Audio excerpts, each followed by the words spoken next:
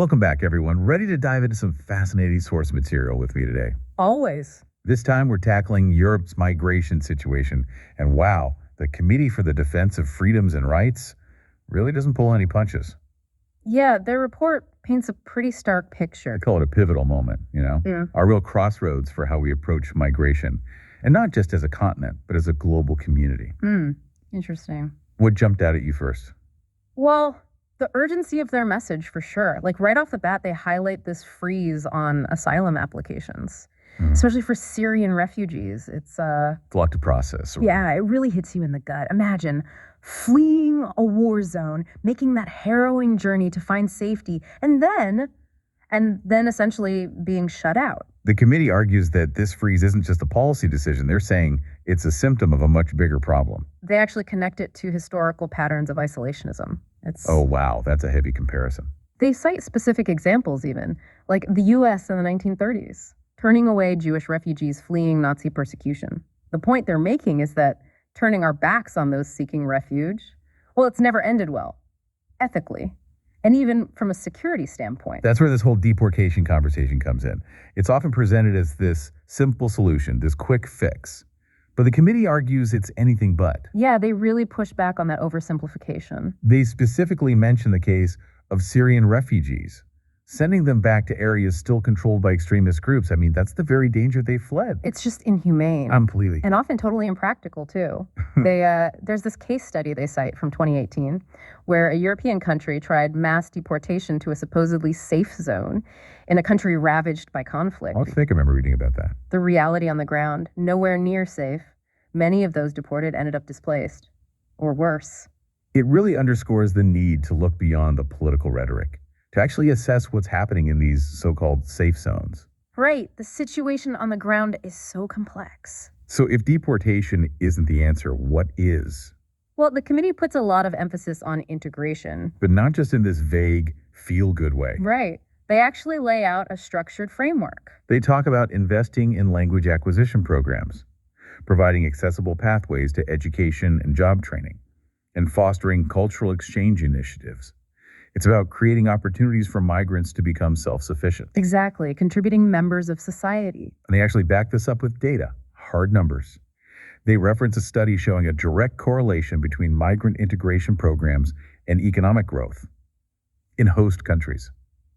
It challenges that whole notion that welcoming refugees is only a burden. They argue that with the right approach, it can be mutually beneficial. Shifting the narrative from fear to opportunity, that's a powerful message. It is, but they're not naive about it either. They acknowledge the challenges. Like what specifically? What kind of obstacles do they point to?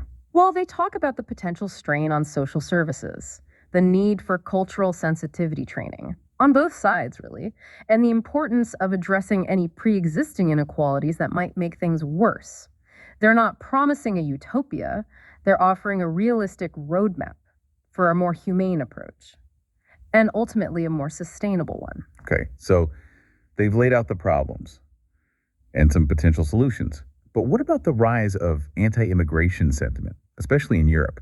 The committee doesn't just ignore that, right? Definitely not. They connect it to this bigger conversation about exclusionary policies. They argue that when we fail to integrate migrants effectively, it creates this breeding ground for fear and resentment. And that can be exploited by extremist groups. Exactly. They bring up the example of Germany's AfD party. They've gained a lot of traction by tapping into anxieties around migration. It's a very real concern. But the committee makes an interesting point. They say, instead of just blaming these parties, we need to understand the conditions that allow them to thrive. It's about looking deeper, right?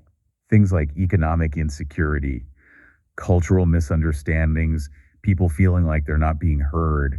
All of that contributes to a climate where those extremist narratives can take root. It's more complex than just condemning hate speech. It's about addressing the root causes of that discontent. So basically, the committee is saying we need to be proactive, not reactive. We need to build societies that can resist those divisive forces instead of just trying to put out fires when they erupt. That's a great way to put it. They're arguing that investing in integration, creating a sense of belonging, a shared purpose, it's not just a humanitarian thing. It's key to building stable and secure societies for everyone. A powerful argument for sure. And they're just getting started. Yeah, there's a lot more to unpack. So we've been focused on Europe, right? But the committee argues that these issues, they're not confined to one continent. They say it's all connected to global trends, that we need a wider lens to really grasp it. They use this phrase, globalization from below. Globalization from below.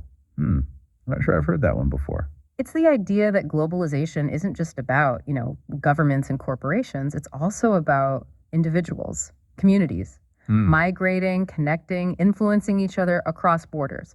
The committee uses this to argue that trying to isolate ourselves, it's just not going to work. It's like trying to, dam a river. You might hold back the flow for a little while, but eventually, the water's going to find a way through. And the more you resist, the messier, the more destructive it gets. Exactly. The committee suggests that instead of trying to stop the flow, we need to find ways to manage it effectively. And they say a big part of that is rethinking how we approach the whole concept of a welfare state. Okay, now that's where things get really interesting. I mean, they're not shying away from some pretty controversial ideas here. Right. They argue that in this globalized world, our traditional ideas about social support systems, they need to evolve. The current welfare models in a lot of developed countries, they're based on a national framework designed for citizens. But in an increasingly interconnected world, the committee argues we need to consider expanding these systems to include migrants. I can already hear some pushback on that. Wouldn't that overload existing social programs? I mean, isn't that an unsustainable burden? It's a fair question, and the committee acknowledges that. They suggest exploring new ways to fund these things, maybe through international cooperation, or even, a global tax on certain financial transactions. They even suggest rethinking how resources are distributed. They argue that investing in the well-being of migrants ultimately benefits the entire global community. It's definitely a bold vision, and it raises a lot of questions. But I appreciate their willingness to think outside the box, to really challenge conventional wisdom. They're pushing us to imagine what a truly equitable global society could look like.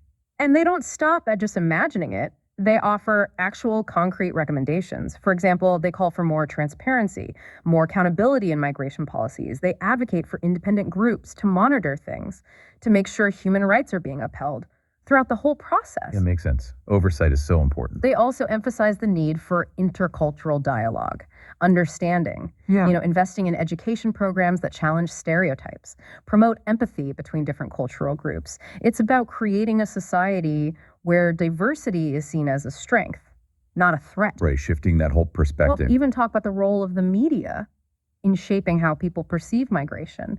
They argue that all the sensationalized reporting, the fear-mongering, it contributes to xenophobia and distrust.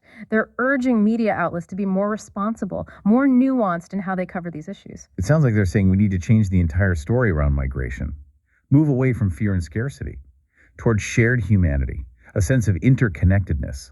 Exactly. And they believe that change starts with each of us, taking responsibility, challenging our own biases, speaking out against injustice, and advocating for policies that are more humane, more inclusive. They really believe that change is possible. They do, but they also know it takes a collective effort. And speaking of collective effort, they really emphasize the need for international cooperation. They argue that no single country can tackle this alone.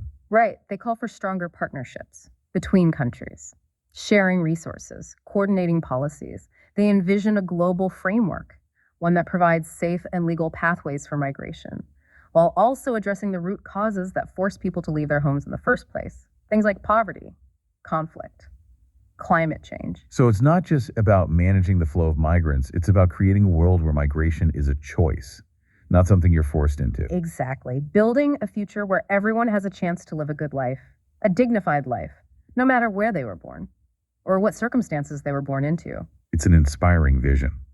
To see an organization like the committee put forward such bold ideas, innovative ideas. But ideas are just the start. They need to be put into action. That's a great point. Yeah. And that leads us perfectly into the final part of our deep dive, where we explore what each of us can do to actually make a difference. Okay, so we've explored the crisis, the historical context, the need for a global perspective. But the big question is, where do we go from here? What can we actually do about all of this? That's where the Committee for the Defense of Freedoms and Rights really gets down to brass tacks. They offer a whole section on actionable steps, things that individuals can actually do. So give us the highlights. Where do they suggest we start? Well, they really stress the importance of becoming informed.